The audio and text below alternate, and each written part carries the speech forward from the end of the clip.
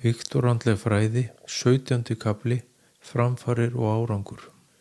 Þegar andleg opnun er komin vel á veg og hinn vaknaði hefur ástundað bænir, hugleiðslu og tilengað sér jákvæðar og kærleiksríkar hugsanir, gjörðir og orð, þá á hinn sami smám saman að skynja breytt viðhorf og breytta hugsun og nálgun til hlutana. Hinn innri ótti á smám saman að fjara út og inn kemur meiri kærleikur og kærleiksorka á að byrja að streyma líkama viðkomandi sem á hjartað. Þó svo að óttinn skjóti upp kollinum við og við, þá má skynja að hann er á undanhaldi og kemur sjaldnar upp en áður og síðar mun hann að lokum hverfa með öllu. Öll þau daglegu vandamál eiga smá saman að verða léttvægari og að lokum hverfa á lífi viðkomandi. Það er ekki þar með sagt að ekki geti komið upp vandamál en það sem breytist eru viðhorfin til hlutana og þessi hlutir hætta að skapa vanlíðan, kvíða og ótta, heldur eru þetta nú orðin dagleg verkefni sem hinn vaknaði hefur nú öðlast styrk og getu til að takast á við án vanlíðan og ótta. Hinn vaknaði mun og hefur áttað sig á því að þau verkefni sem uppkoma eru aðeins tæki til að þroska sálina og hækka meðvitund hennar og hann lærir að notfæra sér slíkt sér til framdráttar í lífinu. Sá sem hefur lært að skilja og meðtaka að hann er eilíf sál mun ekki óttast lífið né dauðan framar. Mikilvægt er að skilja að allt hið jarðneska er tímabundið, hvort sem það er meðbyr eða sá mótbyr sem lífinu fylgir. Ekkert er svo illt að ekki leiði til góðs. Dæmi árangur í andlegri opnun er að samkeppnishugsanir víkja fyrir samkennd og samhjálp. Það kemur þörf á köllun til að hjálpa náunganum og kærleikur til annara eykst jafnt og þétt í brjóstinu, leið og óttinn frá egónu víkur til hliðar.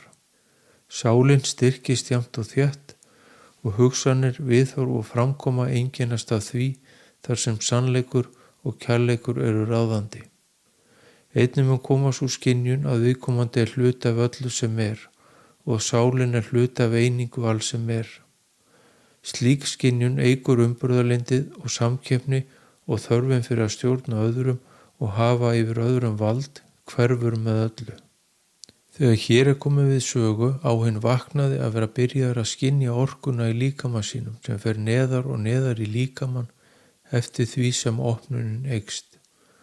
Þegar orkan er komin niður í kviðarhólið þá er viðkomandi komin langt með andlega opnun sína og að lokum mun guðsorkan á að streyma niður í mænurótastöðuna en þá er opnunin fullkomnuð og allur ótti horfin úr lífi viðkomandi. Sumstaðar er þetta kallað að opna 7. innsiglið sem gefur aðgang að Guðs ríkinu. Eins og áður sagði þá tekur opnunin tíma og krefst mikillar þolinmæði. Því er mikilvægt að vera staðfastur í förinni og láta engan og ekkert hindra sig, en þegar hér er komið í ferlinu þá er það eigin hugsanir og viðhorf sem eru stærsti farartálminn. Andleg opnun snýst að mestu leyti að breyta huga sínum og hugsunum og þar með viðhorfum sínum til sjálfsins, til annara, lífsins og tilverunar í heild og mikilvægt er að vera ávallt sjálfsmeðvitaður til að forðast hindranir og hliðarspor í ferlinu. Sá sem stundar hugleiðslur og bænir mun skynja og finna að það verður auðveldar að tæma hugan og draga en orku í líkamann og með þessum æfingum lærist að stjórna og hægja á huganum. Með æfingunni þá mun nást betri og meiri árangur í að stjórna huga sínum og hugsunum. Þetta mun gera viðkomandi kleift að stjórna huga sínum hvar og hvenar sem er, þó svo að hann sé ekki í hugleiðslu. Með tíð og tíma lærist að hugleiðsla getur verið stunduð hvar og hvenar sem er, í göngutúrnum, sófanum og hvar sem tækifæri gefast á að öðlast ró og frið. Hugurinn á það til að magna upp dagleg verkefni og gera þau að vandamálum og óttinn er oft ekki langt undan.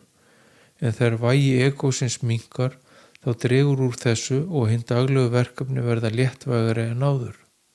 Leið og lærist að hægja á hugsununum og huganum þá verður einbeitingin meiri til daglegra verka og hugsunin skýrari.